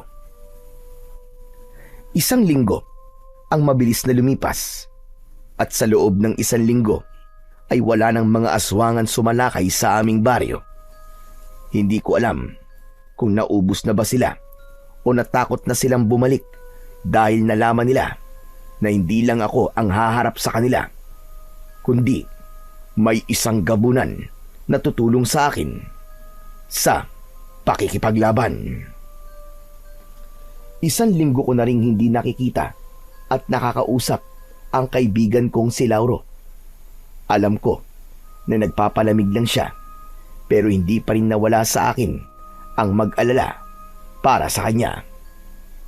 Sinabi ko kay Lola Bebang ang totoo tungkol sa pagkatao ni Lauro. Sinabi ko sa kanya na wala kaming dapat ikabahala kahit isang gabunan si Lauro dahil hindi siya banta sa mga tao. Isang hapon, kasama ko sina Lola Bebang at Althea na nagmemeryenda sa harapan ng aming bahay. Masaya kaming nagkwekwentuhan nang biglang dumating si Lauro. Hindi ko na napigilan ang sarili ko na lapitan at yakapin siya ng maigpit. Sa wakas nagpakita ka na rin, Tol. Ilang araw na kami nag-aalala sa'yo eh. Umalis muna ako para makapag-isip-isip. At napagtanto ko na mali na nagalit ako sa'yo dahil ikaw ang mahal ni Althea. Naisip ko na hindi mo naman talaga ako tinraidor. At ang totoo, ay pinigilan mo pang nararamdaman mo kay Althea nang malaman mong may gusto ko sa kanya. Naiintindihan ko na ang lahat at ako ang dapat na humingi ng tawad sa inyo ni Althea. Patawad kasi muntik na kitang mapatay. Hindi ako nag-isip ng maayos ng oras na yon. Wala kang dapat na ihingi ng tawad sa akin, Tol. Naiintindihan namin ang nararamdaman mo. Nasaktan ka. Kaya normal na magalit ka sa amin. Kahit na, mali pa rin na pinagtangkaan ko ang buhay mo. Pero Tol, tanong lang, kaya mo pa rin ba akong maging kaibigan? Kahit isa akong gabunan? Gaya ng sinabi ko sa iyo noon, Tol, hindi mabubura ng pagiging gabunan mo ang pagkakaibigan natin.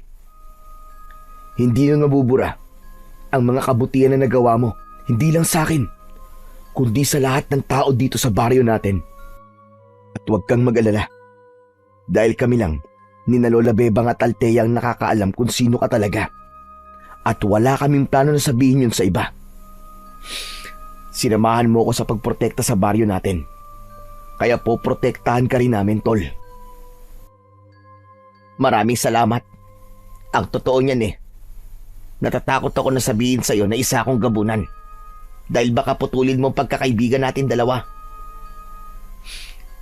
Pero Pabian, maraming salamat ha. Dahil tinanggap mo ko kung ano talaga ako. At nangangako ko na hindi ka na mag-isang lalaban sa mga aswang. Kasama mo na ako sa bawat laban na haharapin mo. Pangako yan, Tol. Naluwa ako sa sinabing yun ni Lauro. Lumapit na rin sa amin sina Lola Bebang at Althea. Niyakap nila si Lauro at ipinaramdam nila ang pagtanggap nila kay Lauro. Tuluyan nang pumatak ang mga luha ko. Pero yun ay luha ng kasiyahan. Napakasaya ko dahil muling nabuo ang pagkakaibigan namin ni Lauro at mas masaya ko dahil alam ko na hindi na ako mag-isang lalaban sa mga aswang dahil makakasama ko na sa bawat laban ko ang matalik kong kaibigan. Matapos ang lahat ay naramdaman kong mas naging matibay pa ang pagiging magkaibigan namin ni Lauro. Wala nang sumunod na pag-atake mula sa mga aswang at unti-unti nang bumalik ang katahimikan sa aming baryo. Madalas kaming mag-usap ni Lauro tungkol sa mga nangyari at kung paanong muntik nang masira ang pagkakaibigan namin.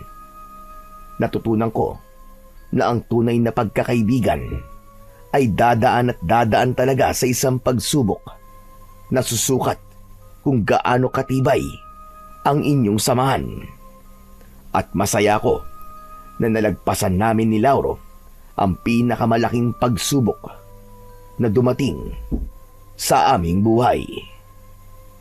Makalipas ang 2 taon, ikinasal na kami ni Althea. Si Lauro ang naging best man ko at nakita ko kung paano niya buong pusong tinanggap na kami na talaga ni Althea ang nakalaan para sa isa't isa. Masaya kaming nanirahan ni Althea sa baryo namin at patuloy na naging bahagi ng buhay namin si Lauro. Nangako ako sa sarili ko na hindi lang ang sikreto ni Lauro ang poprotektahan ko, kundi pati ang pagkakaibigan namin na napatunayan naming mas matibay pa kesa sa kahit na anong pagsubok.